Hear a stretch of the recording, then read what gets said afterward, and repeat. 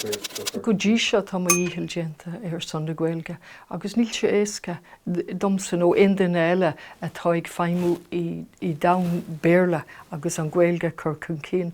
Tá sé ró éasca dul bóchar an bhéarla.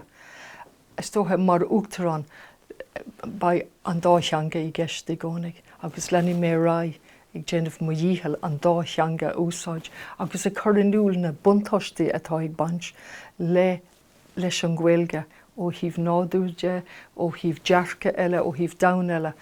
Is tótha níl daoine an is tótha de daoine atá I gceannas Beiidir, ní eicinn siad na buntáistí a bheith mar gcuine gáithangach, agus tarraing se san dáród. Brathanmuid an Gaeilge level banistíochta mar aib, agus chuann sé sin is deachar am I gcónaí, ní feibí an Gaeilge. An aib atá aganne nó an córas atá ag breanú an Gaeilge mar aib. Agus ba bhhatlam é sin a iompú a reis.